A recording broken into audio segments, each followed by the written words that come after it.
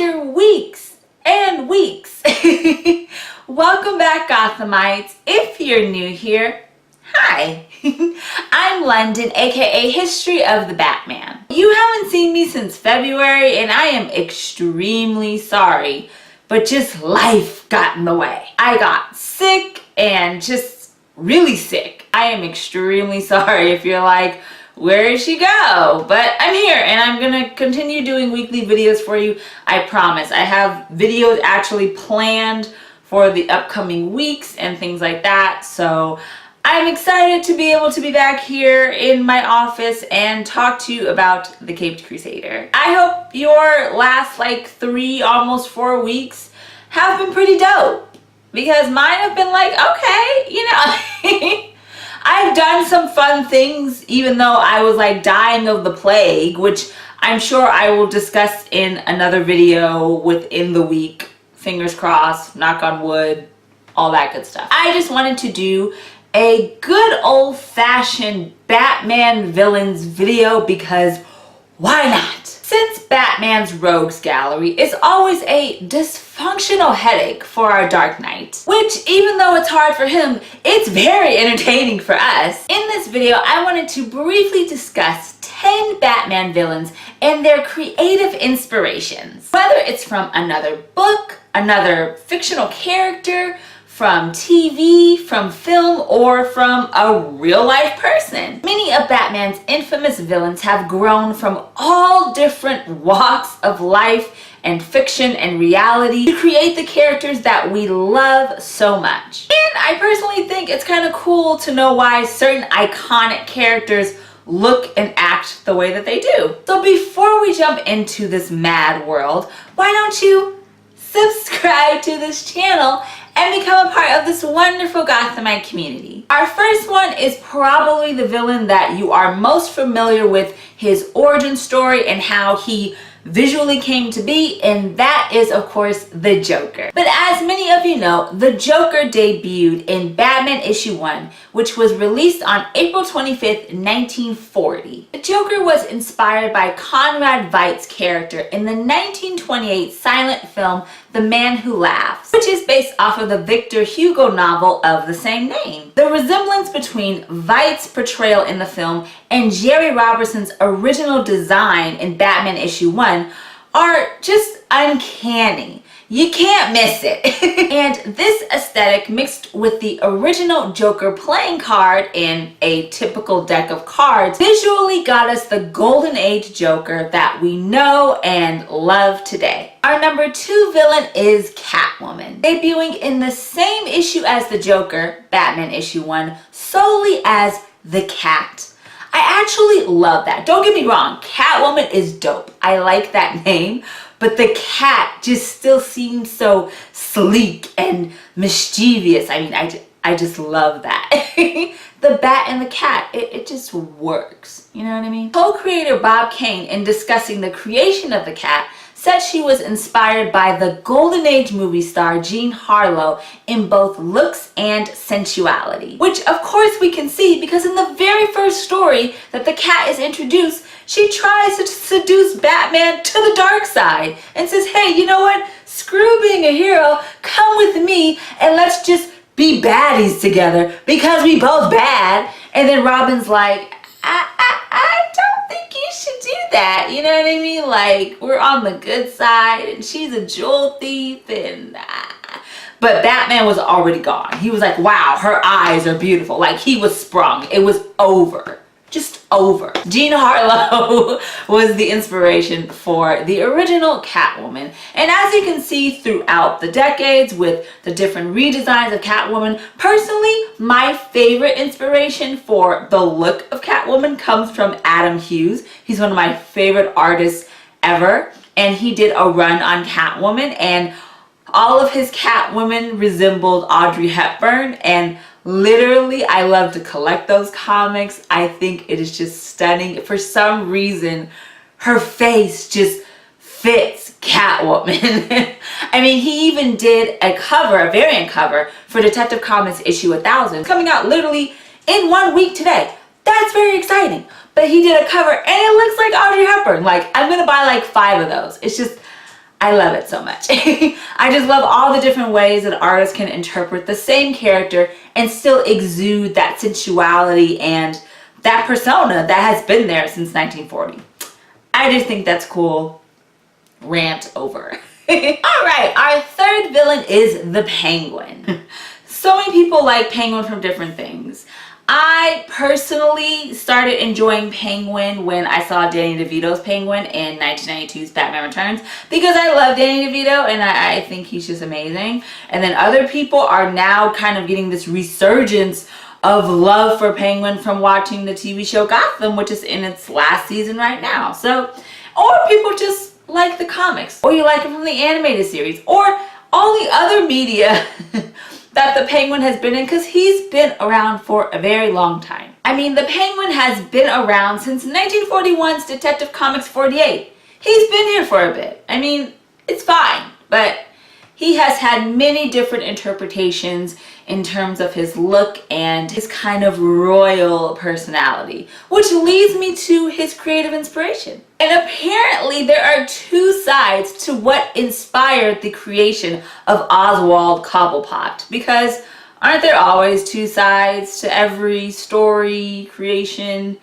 anything, because nothing can be simple? Co-creator Bill Finger believed that Oswald Cobblepot should actually be modeled after the Emperor Penguin himself because the animal actually reminded him of a high society gentleman with a little tuxedo on, which I totally get. Penguins look like they dress fancier than I will on any given occasion. I've seen penguins like in person probably twice in my life, and every time I felt like I went to a party and was underdressed and everyone was staring at me.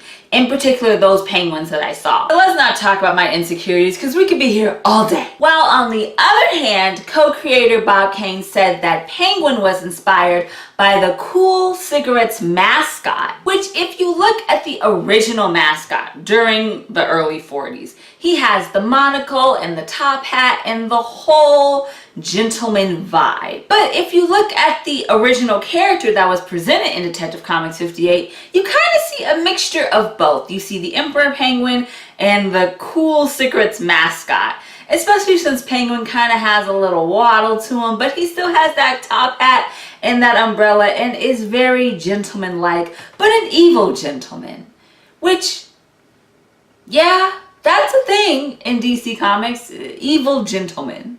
I'm sure there's tons of evil gentlemen in DC Comics. I mean, Lex Luthor, for instance, he's an evil gentleman. I'm going off track, but I'm just saying. Okay, our next two, number 4 and 5, are actually combined, and I have a reason for that. And that is both Ra's al Ghul and Talia al Ghul. Now, like I've said in many videos, if you say Raish and me saying Ra's bothers you, I'm sorry. I literally have been saying Ra's my entire life, and it makes me feel weird to say Raish. So I'm sorry if you're like, oh my god, thumbs down because she said Raish. Like, I get it. I'm sorry. Both of these characters were created by Dennis O'Neil and Neil Adams. Talia debuted in 1971's Detective Comics 411, and then a month later, Ra's debuted in Batman issue 232, which is one of my favorite Batman comics of all time.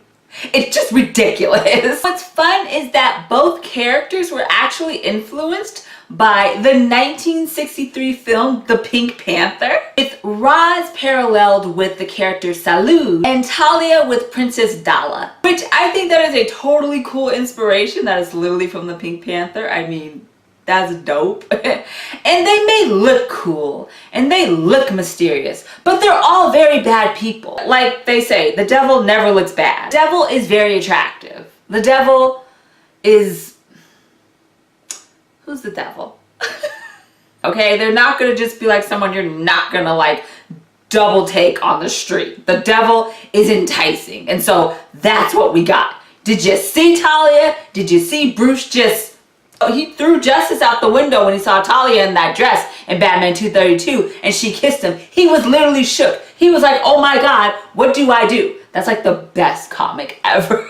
And even better is Batman 244 when Ra's and Batman fight in the desert shirtless. Like, that whole arc is just ridiculous. Okay, our number 6 villain is my favorite Batman villain, and that is Bane. Let's see. Bane was created by lots of people. He was created by Chuck Dixon and Denny O'Neil and Doug Mensch and Graham Nolan, and debuted in Batman Vengeance of Bane #1 in January of 1992. He was literally created for the sole purpose to systematically take down Bruce Wayne's Batman mentally and physically, which he did in the epic arc called Batman Nightfall. And in Batman issue 497, he literally breaks into Bruce Wayne's house of Wayne Manor and beats him all up and down the house and in the Batcave and everything, and breaks his spine. It's violent. Now, Bane was actually inspired by a 1933 Pulp Fiction character called Doc Savage. And Doc Savage wasn't a villain, he was a hero. And so the creators figured,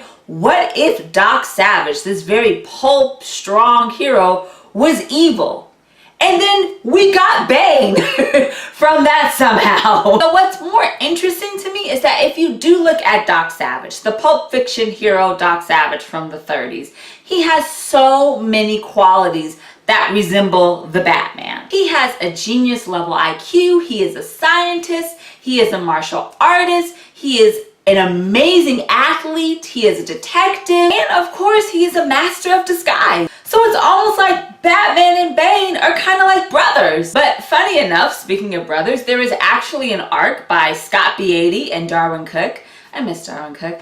But there is an arc called Tabula Rasa, which is in Batman Gothamites, that literally asks the question if Batman and Bane are biological brothers. And it's a crazy ride, and if you have never heard of that or are interested in that, I definitely recommend you checking that out. So Bane not only was inspired by Doc Savage, who was a good guy, and it wasn't like, oh, I'm a good guy, but ow, I stubbed my toe on the furniture, and now that I'm in so much pain, everyone has to pay with their lives. No, it wasn't just that. But also, Edmond Dante's character in Alexander Dumas' 1844 book, The Count of Monte Cristo, was also a major inspiration in creating the character of Bane. Because after leaving prison, Dante created a persona that was solely fueled on revenge. And let's think about it. Bane does the exact same thing. He leaves prison and his sole purpose is to go to Gotham and destroy the Batman, not only for revenge, but to show that he is the strongest man out there. So all in all, it makes sense to me. Next, we have Two-Face, which is another villain that I'm sure you are very familiar with, where we got some of this inspiration from, which is great. Now, Harvey Kent, who later would be changed to Harvey Dent, to not confuse Harvey Kent and Clark Kent, aka Superman, being related in any way, shape, or form, debuted in 1942's Detective Comics 66. Now, as I said earlier, I'm sure many of you know that the main inspiration for Harvey Dent's transformation into Two-Face was based on Spencer Tracy's portrayal in the 1941 film Dr. Jekyll and Mr. Hyde, which was adapted from the 1886 book of the same name written by Robert Louis Stevenson. Two-Face was also inspired by Norman A. Daniels' character called the Black Bat. And this Pulp Fiction character's backstory is basically Harvey Dent's backstory. District Attorney Anthony Quinn is disfigured when acid is thrown on his face in court while he's trying to save evidence. Think about it, it's literally the exact same thing. But here's a random fun fact. For some reason, Quinn's Black Bat and Bruce Wayne's Batman were released in the same year, 1939, and for some reason the company saw that they were just copies of one another. So there was a whole legal battle in terms of who should get the Bat name. It always comes down to legal stuff.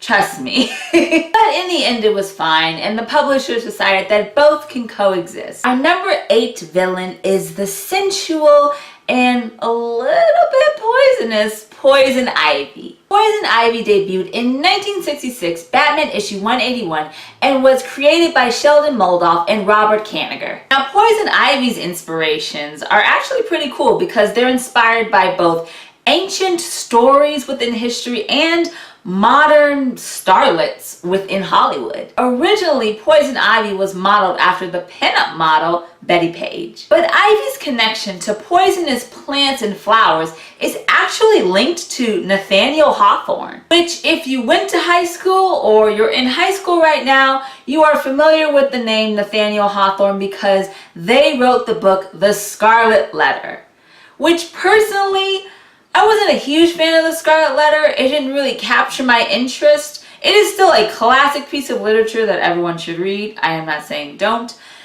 It just wasn't my cup of tea. Yeah. But in Nathaniel's 1844 short story called Rappaccini's Daughter, a young woman is taught by her father how to care for poisonous flowers and plants. Eventually, she becomes resistant to the poisons and toxins from these plants. But not just that, she actually becomes poisonous herself, and anyone she interacts with, she poisons them. Another fun story is that Nathaniel Hawthorne's story of Rappaccini's Daughter was inspired by an ancient Indian tale that was adapted for English audiences and plays over the next several centuries. So technically, Poison Ivy has been around in some form over the last many years, just without the whole Batman part. Our ninth rogue is the Mad Hatter, which is another one that I'm sure you can kind of guess where this influence comes from. Whether you've read Lewis Wilson's 1865 novel Alice's Adventures in Wonderland, or you've seen the 1951 Disney animated film Alice in Wonderland, you would know that Bill Finger and Lou Schwartz character of Jervis Tech, who debuted in 1948's Batman issue 49, was inspired by the Mad Hatter and Lewis Wilson's stories. And indeed similar to Carroll's stories, whether in Alice's Adventures in Wonderland or Through the Looking Glass, the Mad Hatter is actually crazy. Like, really crazy. I mean, granted, in the Batman comics, he is a total genius, but he is obsessed not just with crazy large hats, but with mind control, which in the modern comics of Batman gets a little dark, and he starts mind controlling young girls to be his own Alices, and it gets a little bleak there. But nevertheless, the whole aesthetic and the vibe of Alice in Wonderland and his schemes and his look and everything is all inspired by Lewis Wilson's classic children's novel. All right, our 10th and last villain for this list is, of course, Harley Quinn, which I personally think her inspiration is kind of cool and a little bit different from all of the other 9 that we have discussed. So as you know, Harley Quinn is different from the other characters that we've talked on this list because she was created solely for the Batman the Animated Series TV series. She did not debut in comics first and then transfer over to other media later. It was the other way around, and she debuted in the 1992 episode Joker's Favor. Harley Quinn was originally voiced by Arlene Sorkin, who was an actress on the soap opera Days of Our Lives. And co-creator of Harley Quinn, Paul Dini, once saw Arlene Sorkin in a dream sequence in one of the episodes, and she was wearing a jester costume.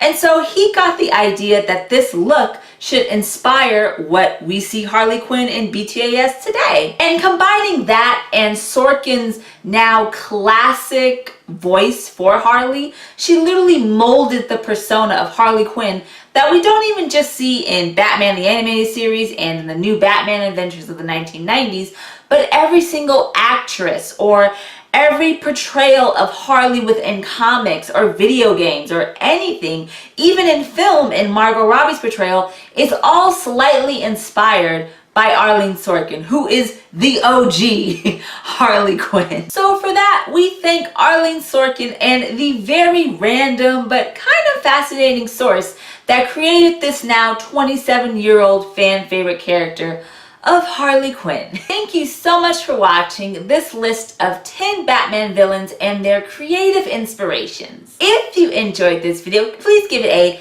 bat thumbs up. So I have a couple things.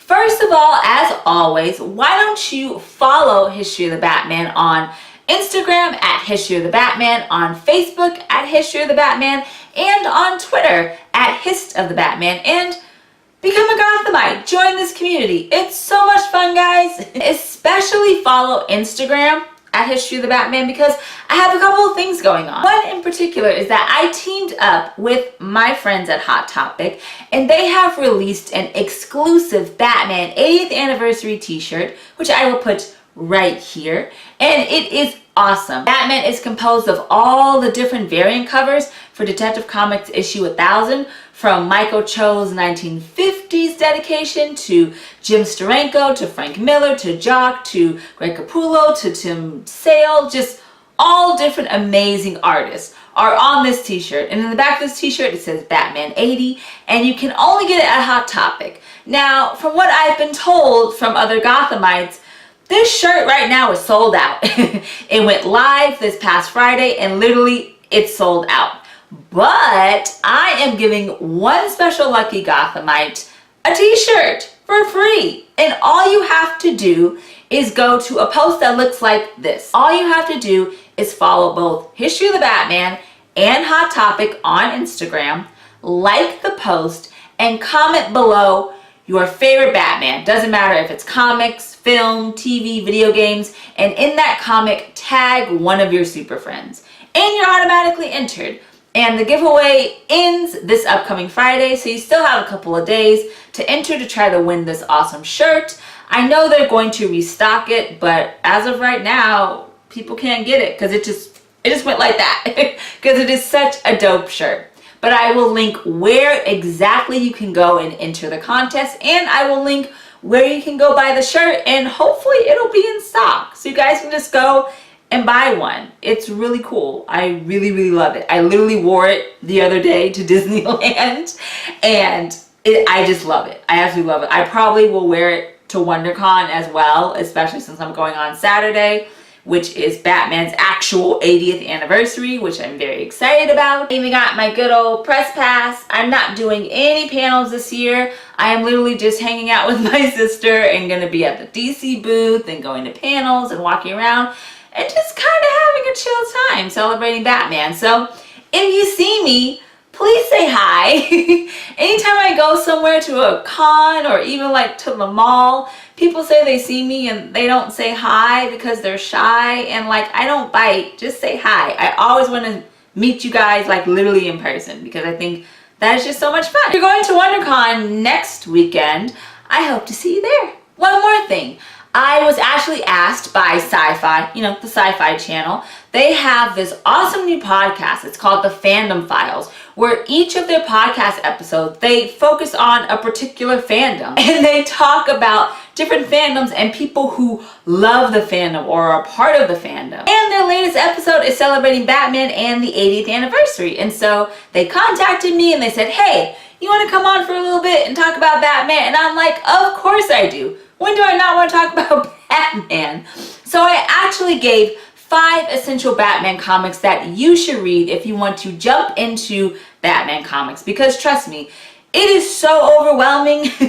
And no, these aren't the definitive just 5 you have to read, period. There's so many. But I did pick 5 that kind of span over his 80 years that I think are wonderful reads if you want to jump into the Caped Crusader. So I will link that podcast in the description below, and you should definitely subscribe to them on iTunes and give them a 5-star rating. They're so cool, they're so nice, and I hope to be on that podcast again.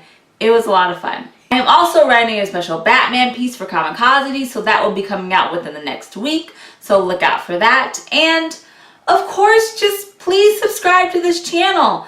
It would mean so much to me if you guys became a part of this Gothamite community. Thank you guys so much for watching. I'm sorry that there was a little bit of a hiatus, but that's over now. I'm not doing any more hiatuses. It'll be fine and awesome.